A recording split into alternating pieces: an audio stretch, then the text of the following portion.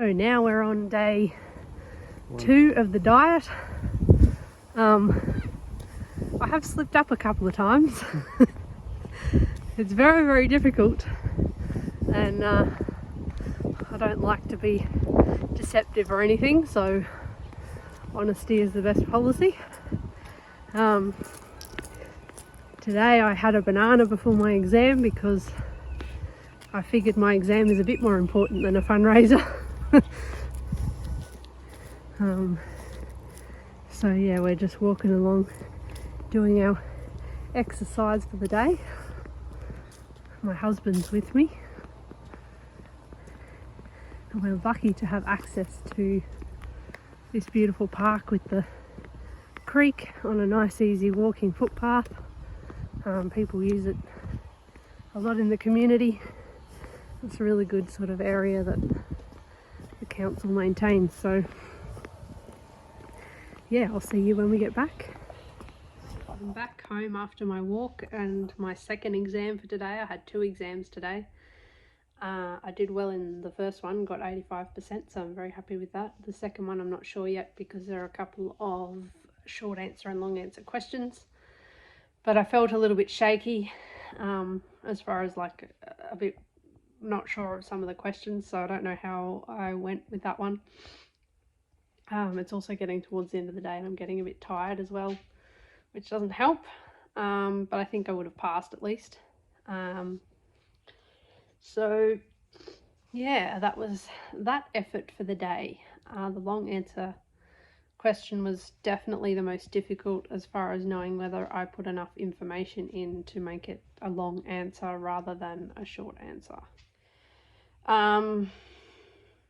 Yeah, so update on what's going on with this challenge. I don't feel too bad. I mean, I did, like I said, cheat and I had 1 banana before one exam and 1 before the next one, because that's sort of got the carbohydrate and the other nutrients, vitamin B and potassium in them, to help the brain function through an exam. And I definitely needed that help because I'm finding that I'm a little bit scatterbrained with this no nutrient diet or low nutrient diet. So I did need to do that because I really need to focus on uni as sort of the main thing at the moment, rather than worrying about trying to perfectly do this challenge as such. I think too, and I'm not trying to blame anyone or anything like that, I think social media has a bit to play a part with this in not allowing my posts to show up in people's news feeds and things, but also there's not been any really people interested in coming on board or in sponsoring me, so that kind of has a mental effect on the whole thing as well. I mean, I don't like to kind of play the poor me card or ask for assistance or anything like that. I'm really not good at that kind of thing, but that does play a bit of a part in the willpower, I guess, to do it to its full capacity, I guess. So yeah, I'm feeling very tired, very sort of my focus is kind of coming in and out as far as thoughts and things like that go. I really think I'll sleep well tonight. I will do a blog tomorrow. It is Sabbath tomorrow, but I'll be doing it later on.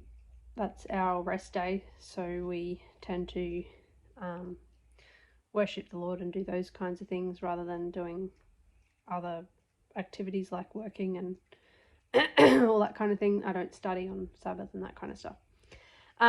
So yeah, there's that aspect where I'm sort of feeling like my brain is not really kind of connecting to things, like my focus is really not on point. I did have a lot of distractions too with both exams. I had a phone call, or 2 phone calls in the one I just did that I didn't take, obviously, but it's still a distraction. And then I had a few messages come in which ping on my phone, which I should have put on silent, but you know, these things happen. And I actually had my husband and his friends come over in the middle of my first exam, which was quite a distraction because they decided to open the door and let the window in, so let the light in onto the computer screen, so I couldn't actually see anything. So I was a little bit short with them to shut the door because I couldn't see what I was doing, and you've got a time limit. I haven't used my plan, learning access plan or whatever it's called, to lengthen the time that I'm allowed, and I probably should have done, especially in the last one where I had to do that long answer assessment, because it does take me longer to navigate the screen and that kind of thing with my adaptive technology, but I didn't do that. Anyway, this has nothing really to do with, see what I mean about distraction? This really has nothing to do with the diet, but that's just, you know, the distraction and stuff is because normally I'm quite focused and able to block out distractions and just focus on what I'm doing. I do think the bananas certainly helped the situation, or definitely they helped the situation, but yeah, it is really, really hard to focus when you sort of don't have that carbohydrate that the brain needs, and the vitamins and things that are found in fresh food that are easily absorbed by the body, and things like that, minerals and all that sort of stuff that feed the brain and help you to focus, just aren't there in this sort of high preserved, I won't say processed, because I mean there's a bit of processing involved, but it's not processing in that kind of sense. It's not like, you know, chocolate bars and energy bars and that kind of stuff. It's actual food that's been preserved mostly. So yeah, the high preserved diet rather than the high see, I can't even think. It's terrible. The high processed diet is, you know, probably the same as a high processed diet, really, in that it is processed. It's, you know, put through machines and salt added to it and stuff, which I'm not too upset about because I need the salt anyway. Anyway, moving right along, it makes it hard to focus when the brain isn't fed properly. So that's, I mean, I guess if you're a refugee, there's probably not a lot for you to do. You're not really going to be studying like this. Working is possibly something that you're not going to be doing. There's not a lot of physical activity, which isn't a good thing. I'm not saying that you know, I'm not trying to compare myself to a refugee, because I couldn't do that. But what I am saying is that my physical activity, as you saw in my walk, needs to be continued to maintain my balance and my strength, because I do have some muscle issues with my disease, and if I don't keep physically active, then I tend to get very sore and stiff, and my bones tend to rub on bones, and that kind of thing happens. The osteoarthritis, that sort of stuff plays up if I don't keep physically active. So I am still doing all of that without the food to kind of give me the energy for that ATP action to happen. So yeah, it's interesting to experience. This is only day 2, and I'm already experiencing the loss of focus. Not so much a loss of energy. I seem to still have a fair bit of energy, but I would have a bit of stored energy as well that hasn't been used yet. So I am expecting to kind of feel a little bit less energetic. I am tired now, but I did do 2 exams today, so that's probably a pretty good excuse. But I'm expecting to sort of feel a bit of muscle fatigue maybe around Sunday or Monday, and that kind of thing, because I weigh 62 kilos and I'm 170 centimeters tall. So I'm not, I don't have a high BMI, basically. There's not a lot of stored fat there that can be used for energy. So yeah, there's that whole situation happening there. I guess that's it for my thoughts for today. So thanks for watching, and please, if you feel like you are inspired to give this a go, or you're inspired to sponsor me for giving it a go, please do that, and it will really help with my morale in continuing on, and yeah, all that kind of thing. So yeah, that's it for today, and I will see you tomorrow with another update. I'm thinking on Sunday I may go shopping with my husband and do that $10 spend and see what we might be able to add to the ration packs that would add at least a little bit of nutrition. I know a lot of my friends are like, oh, why don't you add these nutrient dense foods? The problem with nutrient dense foods is that they're very expensive. So you're not going to get a lot of them in these packs because they're just going to they're low on calories, and you actually want high calories in this kind of situation because there's starvation happening with such little food and such little nutrients. So you actually don't want too much of like a chia seeds, for example, or um,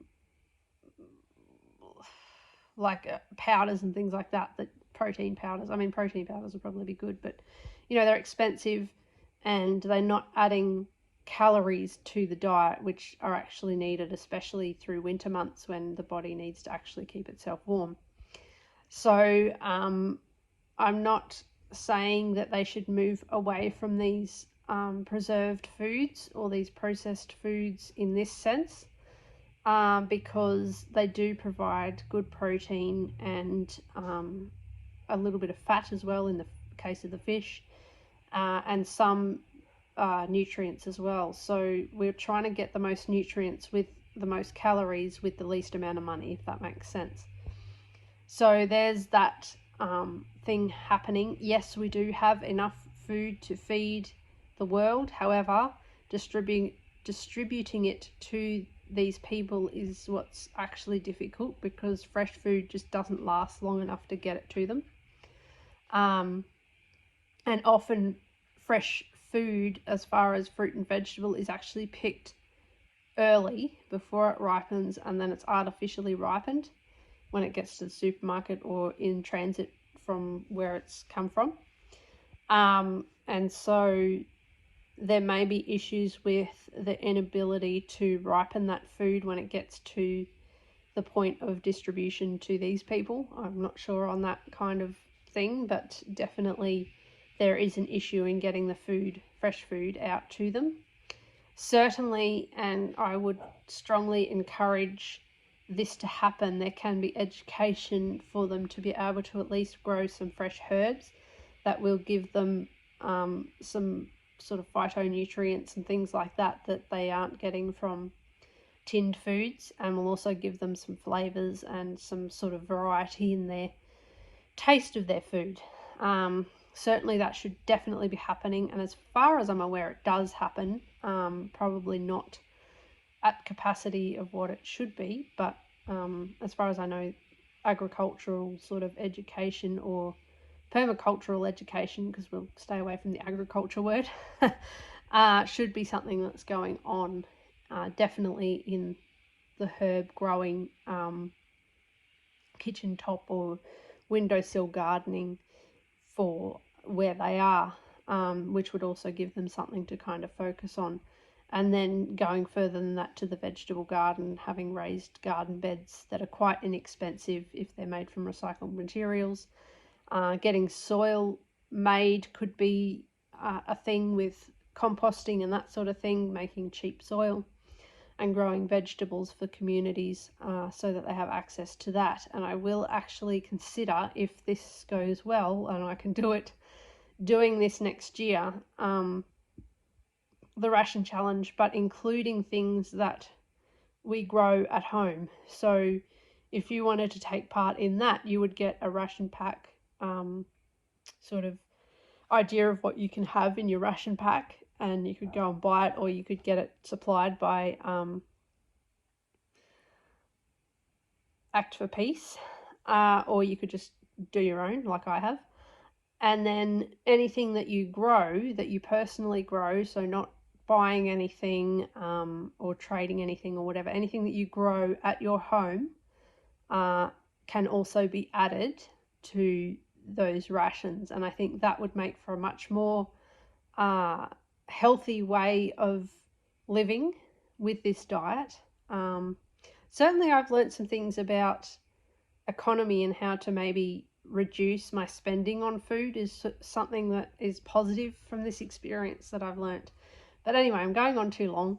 So enjoy this video and I will catch you with another one soon. I hope you've learnt something, and yeah,